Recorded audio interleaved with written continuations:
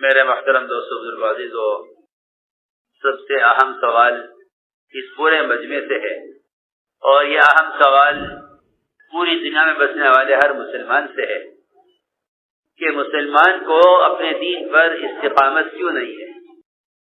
مسلمان کو دین پر استقامت کیوں نہیں ہے؟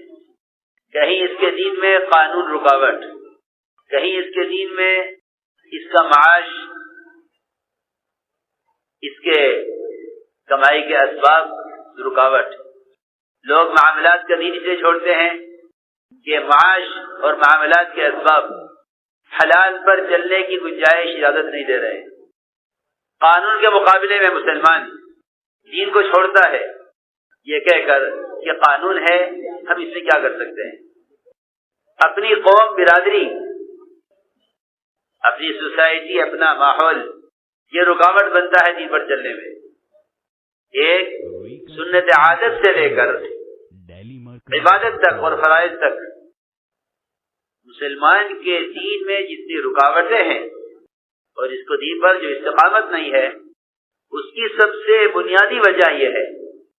لوگ تو مختلف رائے رکھتے ہیں اور ہر زمانے میں دین کو قائم کرنے کے لیے مختلف شکلیں،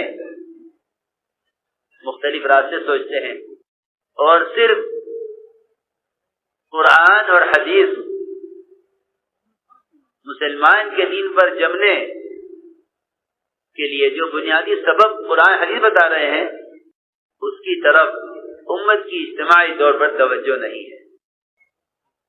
میں عرض کرتا ہوں، ایک فرد مومن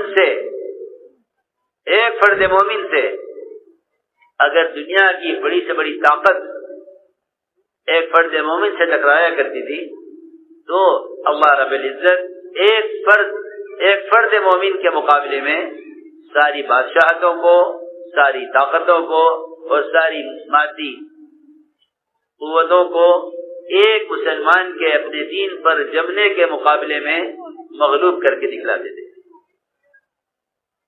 یہ نہیں کہ مسلمان اگر اکثریت میں ہوگا تب اسلام قائم ہوگا، نہیں۔ یہ نہیں کہ مسلمان کے پاس ملک و مال ہوگا تو اسلام قائم ہوگا، نہیں۔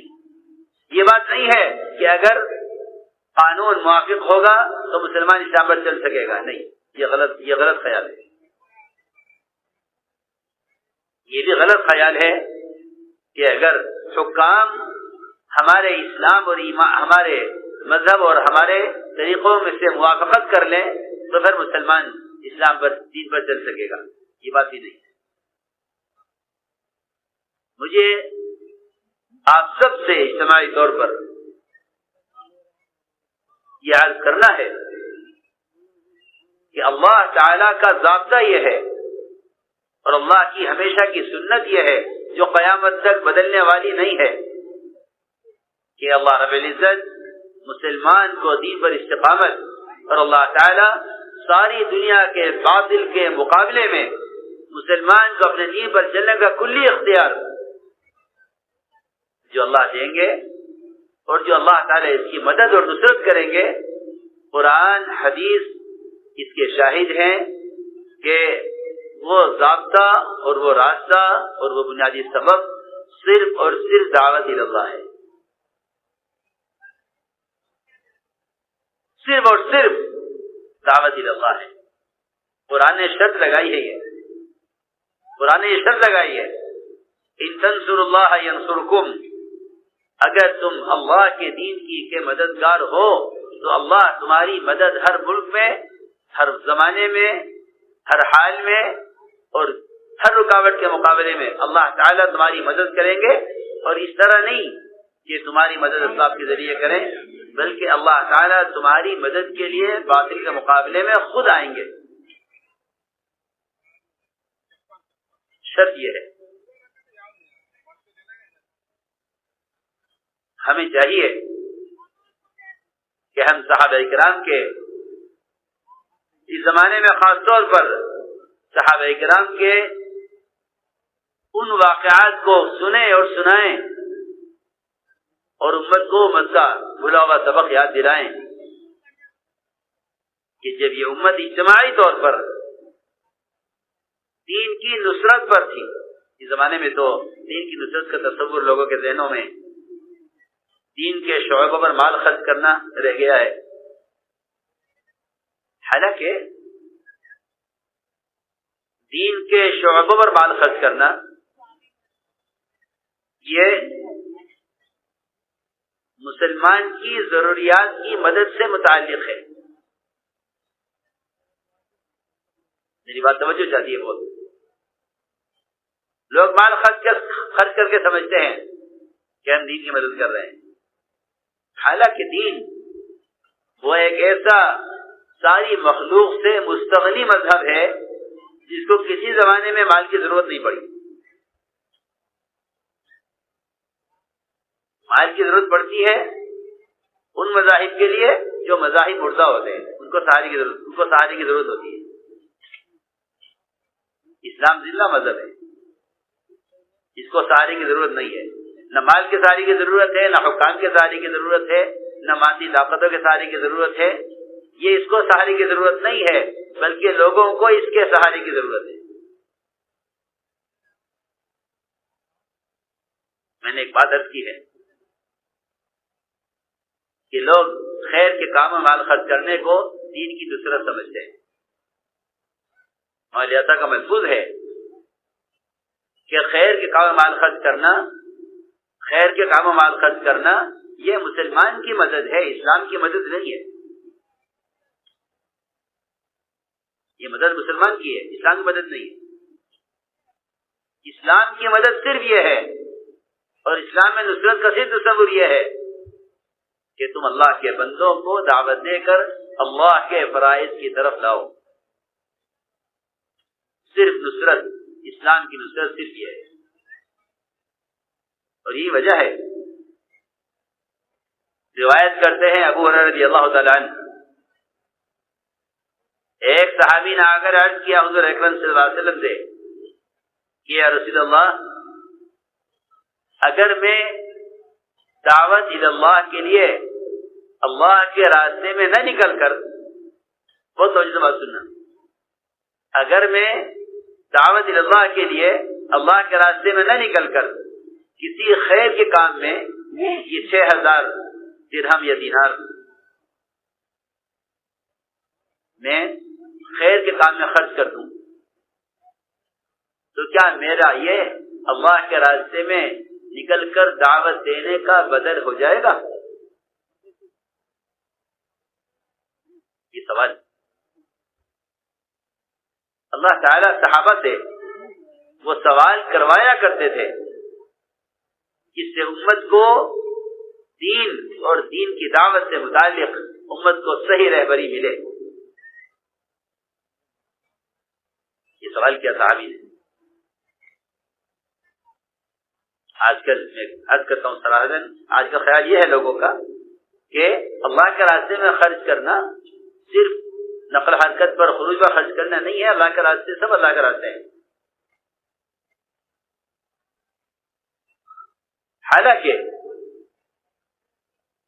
قرآن صاف طور پر کہہ رہا ہے کہ اللہ کے راستے میں خرچ کرنا یعنی نقل حرکت کے ذریعے لوگوں کو اللہ کے دین پر آنے کی دعوت دینا، اس نفر پر خرچ کرنا۔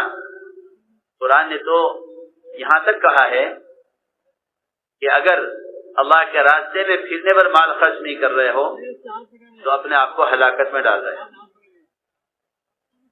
تو قرآن نے کھول کر کہا ہے وَأَنفِقُوا فِي سَبِيلِ اللَّهِ وَلَا تُلْقُوا بِأَيْدِيكُمْ إِلَى التَّهْلُكَةِ، اللہ کے راستے میں پھرنے پر مال خرچ کرنے میں کمی مت کرو، ورنہ اپنے ہاتھوں اپنے آپ کو ہلاکت میں ڈالو گے۔ میں اسی کو سمجھانے کے لیے عرض کر رہا ہوں کہ صحابی نے آ کے سوال کیا کہ میں اگر 6000 درہم یا دینار کسی خیر کے کام میں خرچ کر دوں تو کیا یہ میرا اللہ کے راستے میں نکل کر دعوت دینے کا بدل ہو جائے گا؟ فرمایا حضور اکرم صلی اللہ علیہ وسلم نے کہ جتنا مال ہے یہ اگر تمہیں خیر کی راہ میں خرچ کر دو تو اللہ کے راستے میں نکل کر جو آدمی سو رہا ہے تم اس سونے والے کے درجے کو بھی نہیں پہنچ سکتے. کیوں؟ اتنی عظیمت خروج کی، اتنی عظیمت دعوت کی، کیوں؟ میں سمجھتا ہوں قرآن میں جو کھول کر یہ فرمایا اللہ تعالیٰ نے کہ ساری کی ساری انسانیت خسارے میں ہے، سوائے ان لوگوں کے جو ایمان لائیں، اعمال صالحہ کریں، دوسروں کو بھلائی کا حکم کریں اور دوسروں کو برائی سے روکیں. سوائے ان لوگوں کے یہ تو نجات پائیں گے، باقی تو خسارے میں. ہم نے ایک بات شروع میں عرض کی تھی، وہ سب کو یاد ہوگی کہ مسلمان اپنے دین پر کے مقابل میں آنے والی رکاوٹیں اور دین پر چلنے میں جو دشواریاں ہیں، ان ساری رکاوٹوں کو باہر کی شکلوں میں تلاش کر رہا ہے، اپنے اندر میں غور نہیں کر رہا کہ مجھ سے کون سا ایسا عمل نہیں ہو رہا جس کی وجہ سے وہ غیبی نصرت جو صحابہ کرام میں ایک فرد کے لیے ساری بادشاہت فیر ہو جاتی تھی، اس کو اس کے دین سے ہٹانے کے لیے. میں عرض کرنا چاہتا ہوں کہ اس وقت اس زمانے میں عالمی سطح پر مسلمان ایک عذر لیے بیٹھا ہوا ہے کہ ہم دین پر چلنا چاہتے ہیں لیکن یہ رکاوٹ ہے. یہ رکاوٹ کیسے ختم ہوگی؟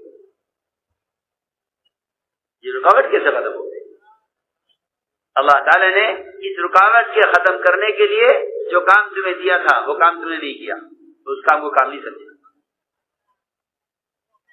تمہارے قدموں کو دین پر جمانے کے لیے اللہ نے شرط لگائی تھی کہ اگر تم اللہ کے دین کے مددگار ہو تو اللہ تمہاری مدد کرنے والے ہیں. میں نے عرض کیا کہ اللہ کے دین کی نصرت صرف یہ ہے، اللہ کے دین کی نصرت صرف یہ ہے کہ تم لوگوں کو دعوت دے کر اللہ کے فرائض کی طرف لاؤ. اگر تم یہ کر رہے ہو تو اللہ تعالی تمہارے دین کی حفاظت میں اور تمہارے دین پر تمہارے قدموں کو جمانے میں اللہ باطل کے مقابلے پر خود آئیں گے. سنو غور سے بات.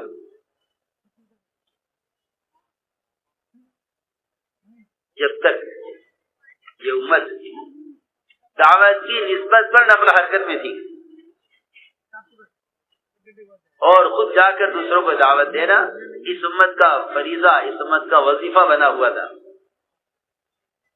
اس وقت تک ایک فرد مسلم کو اس کے دین سے ہٹانے کے لیے روم جیسی بڑی طاقت،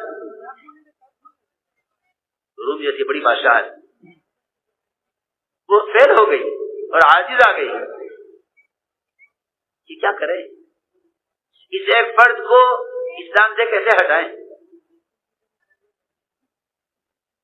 امت یہ اسلام کو چھوڑے گی جہالت کی وجہ سے، یہ اسلام کو چھوڑے گی دنیا کی محبت کی وجہ سے، یہ اسلام کو چھوڑے گی حالات، قانون، رکاوٹوں کی وجہ سے، یہ اپنے ماحول کی وجہ سے. لیکن دعوت یہ وہ کام دیا گیا تھا اس امت کو کہ اگر ساری دنیا بھی مجتمع ہو کر ایک وقت میں ایک مسلمان کو اس کے دین سے ہٹانے کی کوشش کرے تو اللہ رب العزت اس ایک مسلمان کے مقابلے میں اس ساری کوششوں کو ناکام کرے. مشہور واقعہ ہے عبداللہ بن حذافہ رضی اللہ تعالیٰ عنہ کا، مشہور واقعہ ہے. جماعت میں تھے، پتہ چلا روم کے بادشاہ کو کہ یہاں ہمارے ملک میں جماعت کام کر رہی ہے. اس نے ان کو گرفتار کرایا اور گرفتار کر کے ان پر نصرانیت پیش کی کہ آپ نصرانی ہو جائیے. اچھا نہیں، میں اپنا دین نہیں بدلوں گا. میرے دوستو عزیزوں، میں سمجھتا ہوں اس زمانے میں مسلمان کے لیے دین کا بدلنا ایسا آسان ہو گیا جیسا کپڑے بدلنا آسان ہو جاتا ہے. حدیث میں ہے، حدیث میں ہے ایسا زمانہ آ جائے گا کہ مومن ایمان کو ایسا اتار کے پھینک دے گا جیسا کرتا اتار دیا جاتا ہے.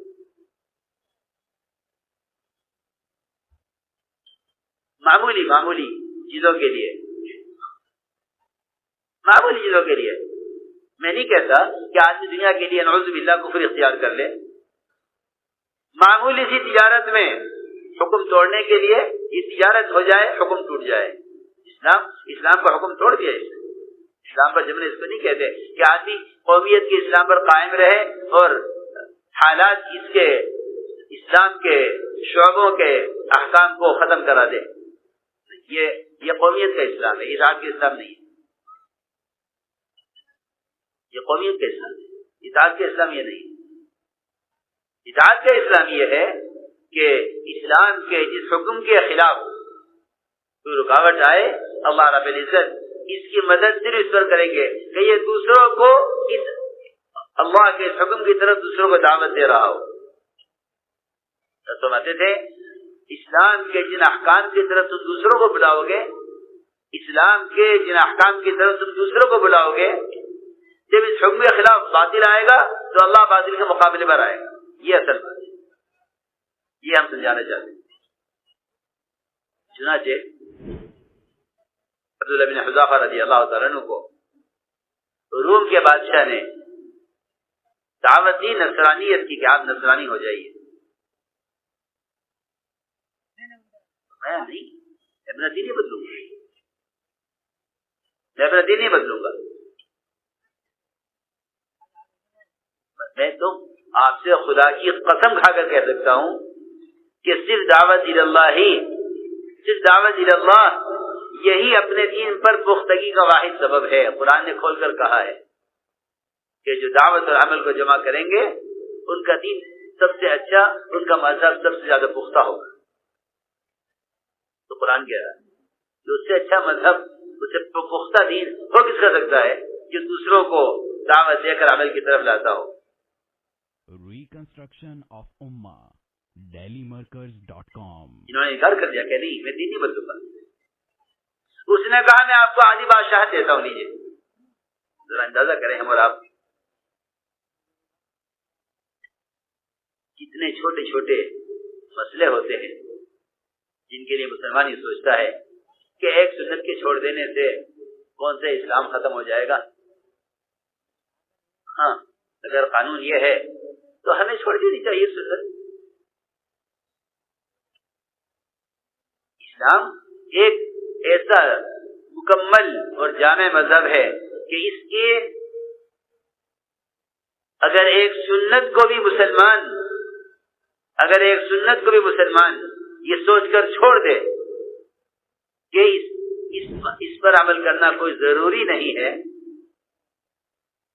تو اس نے پورے اسلام کو، اپنے پورے اسلام کو ناقص کر دیا ہے. معمولی بات نہیں ہے یہ کہنا کہ میاں اللہ کا شکر ہے فرائض تو ہو رہے ہیں. نہیں، فرائض تو اسلام میں داخلے کی شرائط ہے کہ اس کے فرائض کے بغیر تو مسلمان ہی نہیں ہے. فرائض تو اسلام میں داخلے کے ویزا ہے، شرائط ہے کہ کسی ملک میں داخلے کا ویزا ہوتا ہے. یہ کہنا کہ نماز، روزہ، حج اور زکوٰۃ اسلام ہے، یہ تو اسلام کی بنیادیں ہیں اور یہ تو مسلمان ہونے کی شرائط ہے. جب کسی کو اسلام میں داخل کیا جاتا تھا تو اس کو بتایا جاتا تھا کہ تمہیں نماز پڑھنی ہوگی، زکوٰۃ دینی ہوگی، حج کرنا ہوگا، روزہ رکھنا ہوگا.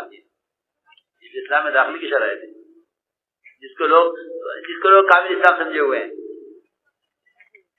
میں نے عرض کی ایک بات کہ مسلمان کسی ایک حکم کو اگر یہ سمجھ کر چھوڑ دے کہ اس پر عمل کرنا کوئی لازم و فرض نہیں ہے، اگر اس کو چھوڑنے سے باطل راضی ہو جاتا ہے تو باطل کو راضی کرنے کے لیے ایک سنت کا چھوڑ دینا اپنے پورے اسلام کو خطرے میں ڈالنا ہے.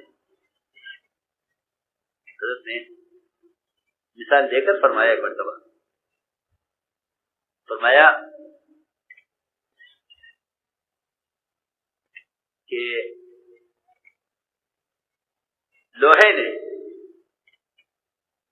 لکڑی کے میلوں میں پھیلے ہوئے جنگل سے ایک بالش لکڑی کا سوال کیا کہ ہمیں ایک بالش لکڑی چاہیے. ہمارے پاس لکڑی نہیں, ہمارے پاس لوہا ہی لوہا ہے, لکڑی نہیں. اور تمہارے پاس جنگل کے جنگل لکڑی کھڑے ہوئے ہیں, ہمیں ایک بالش لکڑی چاہیے, ہمیں ایک بالش لکڑی چاہیے. بادشاہ نے وزرا سے پوچھا بھائی انہیں ایک بالش لکڑی دے دو. ان کا نہیں, ہرگز نہیں, ایک بالش کا ایک انچ لکڑی بھی نہیں دیں گے. بادشاہ نے کہا کیا حرج ہے, تمہارے پاس اتنی لکڑی ہے, جنگل کے جنگل میلوں میں پھیلا ہوا لکڑی کا جنگل ہے, ایک بالش لکڑی لوہے کو ضرورت ہو رہی ہے, دے دو ان کو. کہ نہیں بادشاہ ذرا میں ایسا نہیں کی جائے گی, ہم ان کو لکڑی نہیں دیں گے. بادشاہ نہ مانا اور اس نے ایک بالش لکڑی لوہے کو دینے کو کوئی بڑی بات نہ سمجھا. کہا اتنا سا چھوڑنے میں کیا حرج ہے, اس میں نے جو بات کہی ہے کہ مسلمان دین کے کسی ایک عمل کو, کسی ایک سنت کو وہ شکل لباس سے متعلق